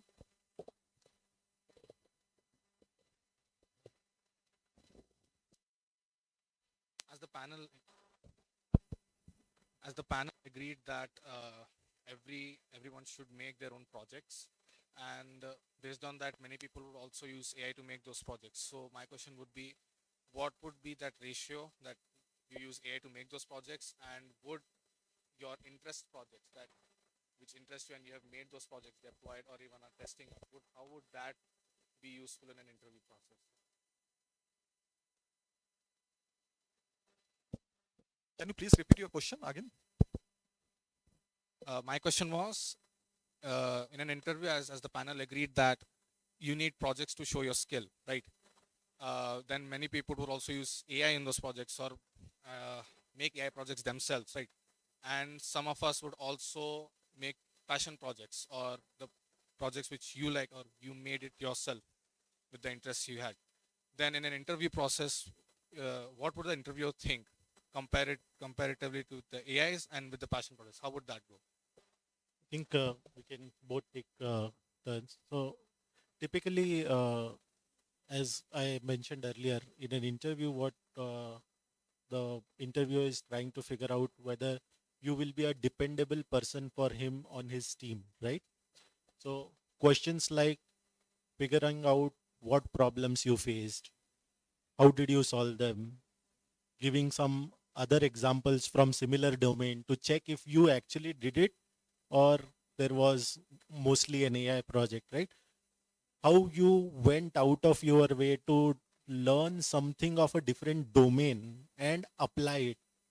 So these are the questions typically interviewers focus on, because the type of domain in which you are going to apply your knowledge in the real world will keep changing, right? So whether you have those skills and whether you have the grit and determination to go after the problem, that is the focus of that interview. Just to add to that, what sir said, like I would rather have you mention your passion related projects on your resume than the typical academic projects, because that's are going, if I come to your college trying to hire maybe 10 students, then all those 10 students are going to have the same project, so that doesn't make you different. So having your passion oriented project where, and it doesn't matter whether you wrote like each and every line of your that code on your own. I mean, that's good if you're doing it, but sometimes like some people might even take it as your weakness of not adapting to AI. So you have to balance it out. The copy paste is wrong. Asking AI to write a code for you and then copy pasting it and showing it as your own, that's wrong, because you won't be able to maintain it in the future. But still using AI for your passion projects is what we do. The reason also I said one page resume in earlier discussion is because now it's a era of TLDR, right? So in the TLDR era, we want you to be very precise, concise about what exactly you tried to solve, how you solved it, and what kind of tech stack you used to solve it. And you should be able to answer every in-depth question about that tech stack. That's what we look for. Good evening. Why teamwork important in corporate life?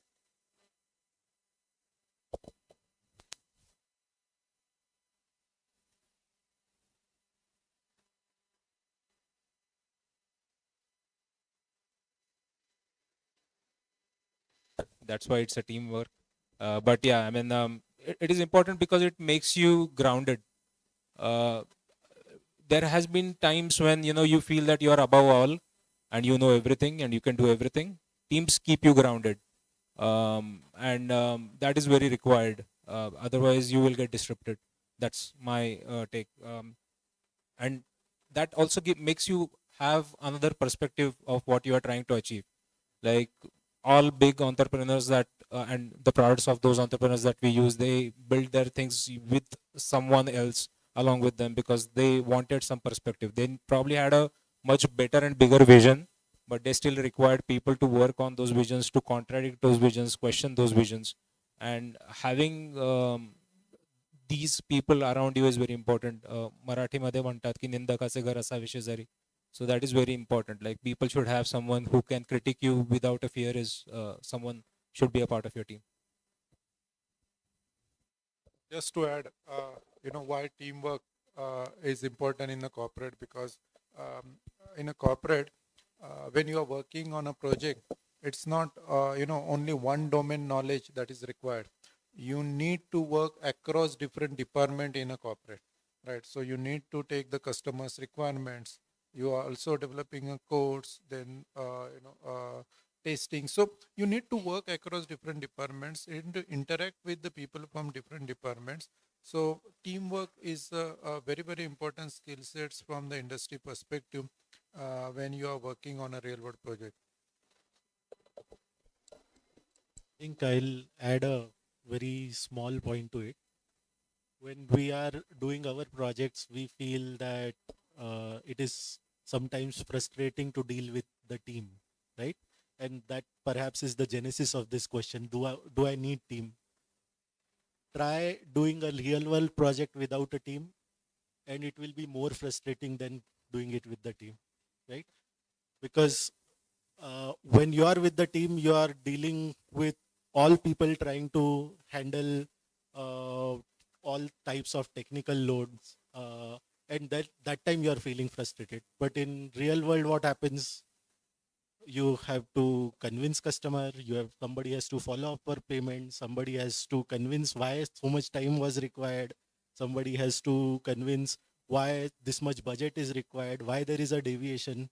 If one person has to answer all that and develop the project also, it will be much more frustrating than for him alone than working with a team. So a team actually helps you in real world.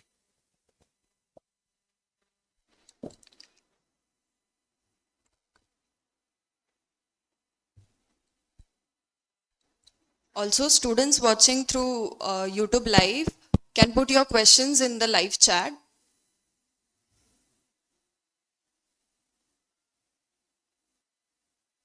Good afternoon, panel. Like what I have observed is most of the companies try to exploit freshers. Like they state something else in their job description and then later on give some extra work to their to a particular person. So are there any kind of like cross questioning we can do while we are in the interview? And if we are found in such situation, what kind of steps can we take to tell our managers or company that we were told earlier something different and now you're doing something different in particular job? I think I'll add a slightly different perspective to it. Okay.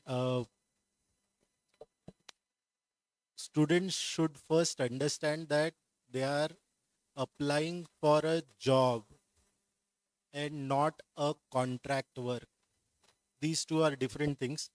Interact with your fellow students, members in law department, right? They will tell you there is a difference between two. When you are seeking an employment, you are seeking or giving your skills full time to the organization. All output belongs to that organization. In the real world, requirements for an organization evolve over time. That is why organizations go for full-time employees, right? So that they can deploy different type of tasks, own the IP. If it was going to be that I want a very definite one task, it is only applicable for this time, the organization will go for a contractor, and then there will be no deviation, right? So when people feel that, okay, initially you told me this and then it changed, yes, that is the definition of an employment. It is not something wrong. It is what that format is meant to be. If it was to be a fixed script, it would have been a contract. It would not have been an employment to begin with. Adding to this, when I was hired in NASSCOM, I was hired for some other roles. Now I'm handling some other things. Okay, so I'm having a live example here. So you have to adopt according to the conditions of the or of your organization.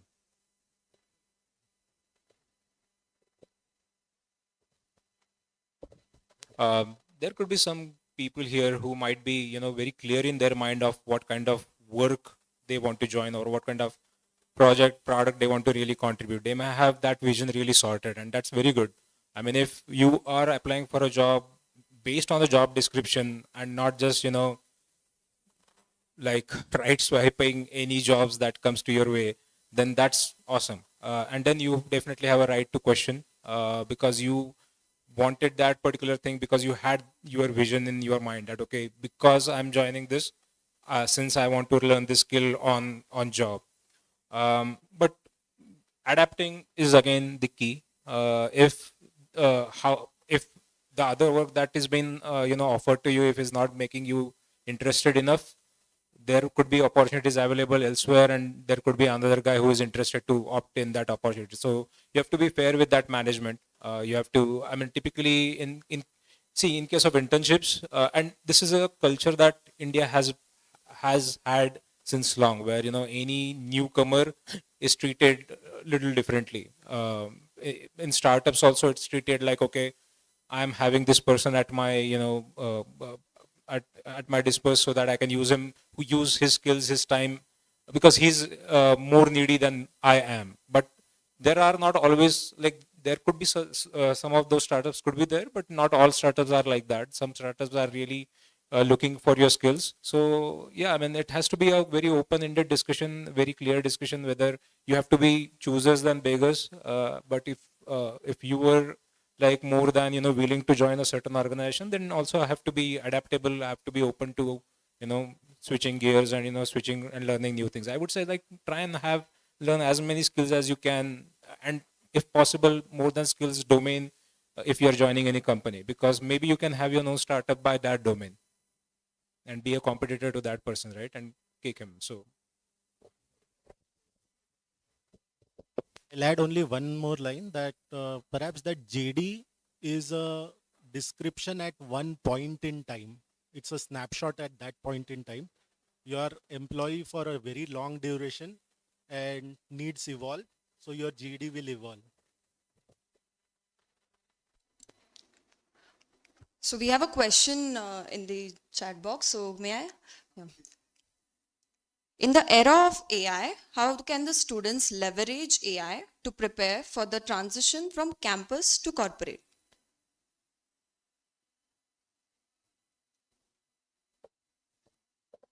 well, write as much as code as you can and try and understand whatever AI is writing for you.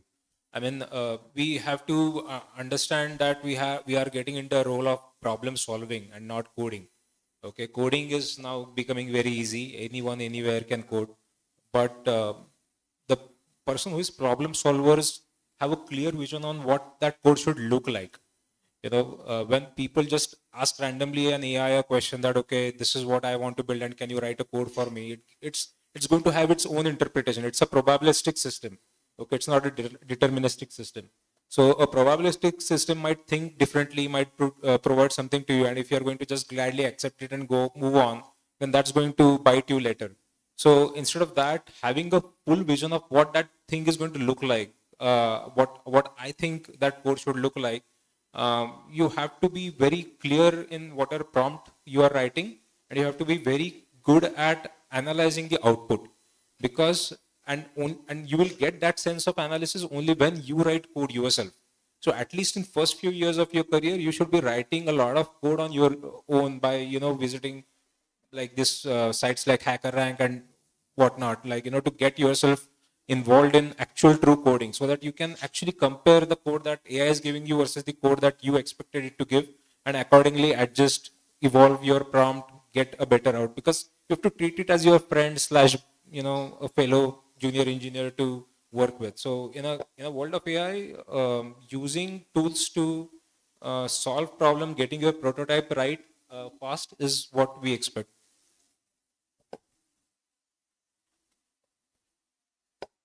I would like to add here. See, in the world of AI, if you are using AI as a tool to, write a simple email to convert it into 20 or 30 paragraph, then that is definitely is not expected, right? So in world of AI, if you want to survive, then you have to use AI as a tool where you can develop your use cases and show your unique critical analytical thinking skills with the help of a AI tool, rather than just outsourcing your thought process to the AI. If when you start doing outsourcing your thought process to AI, then definitely the people who can use the AI better as a tool will going to replace you.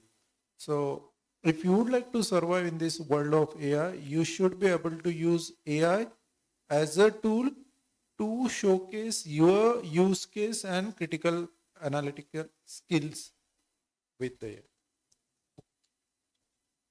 So we have one more question. Does industry hiring depend more on fitment than technical skill alone?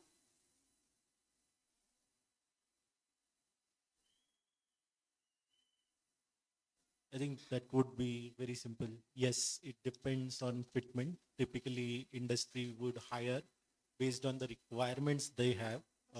Skill sets, as I told, you are there with the organization for a longer term. Now, most organizations will invest also. So as requirements evolve, new skill sets are required.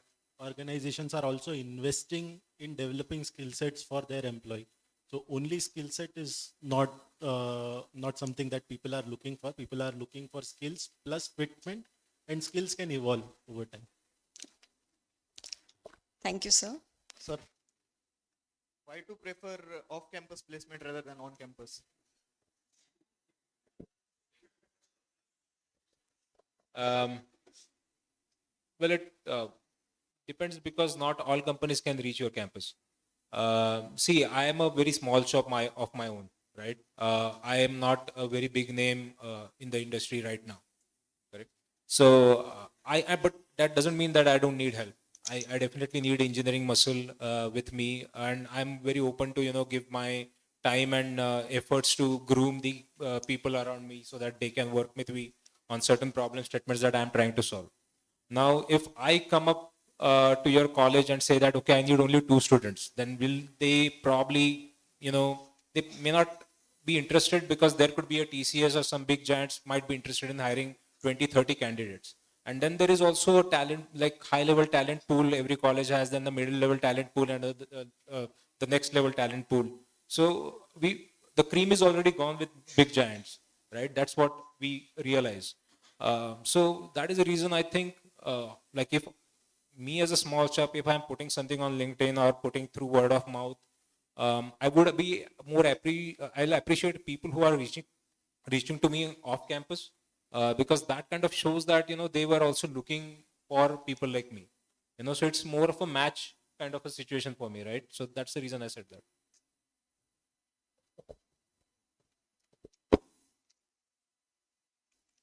Thank you, panelists, for this enriching interaction. As we move towards the close of this program, I now invite Dr. Pavita Nuji, Associate Dean, Faculty of Science and Technology, Vishwakarma University, to kindly present the vote of thanks.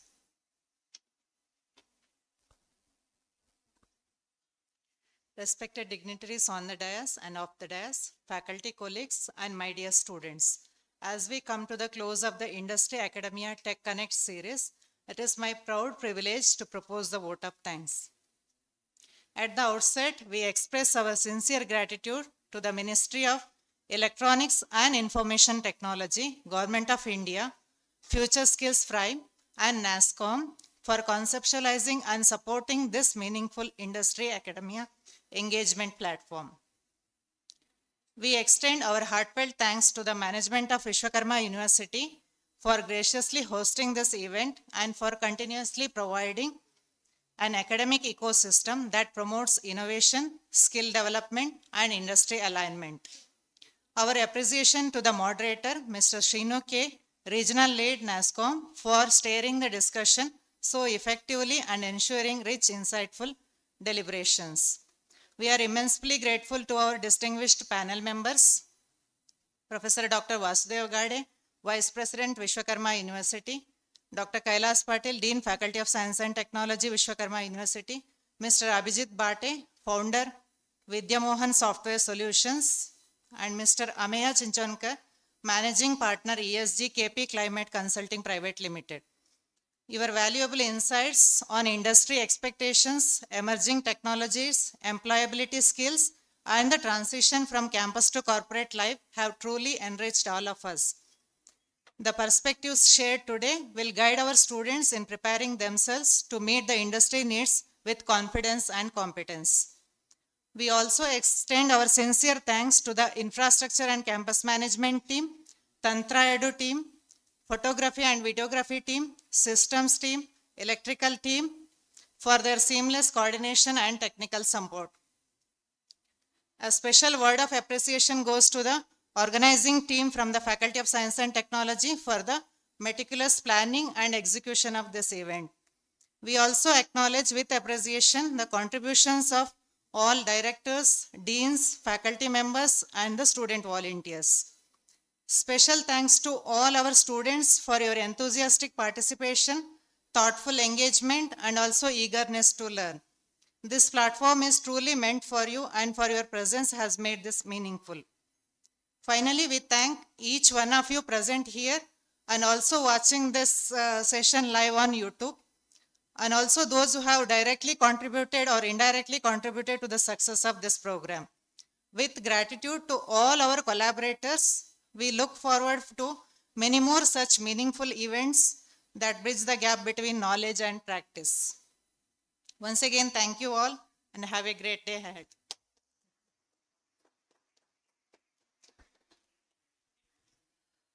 On that note, we conclude today's session with gratitude and inspiration. Thank you for being such a wonderful audience. Have a great day ahead.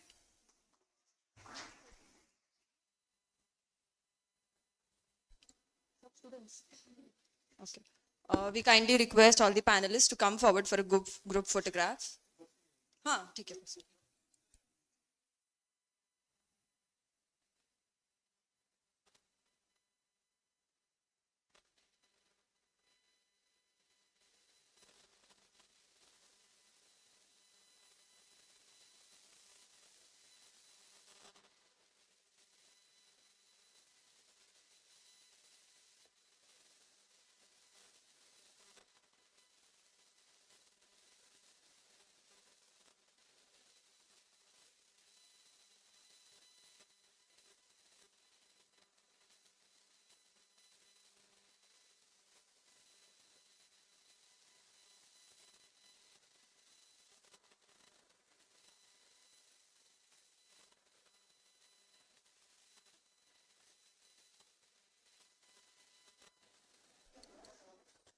I request the panelists to come forward for a group photograph.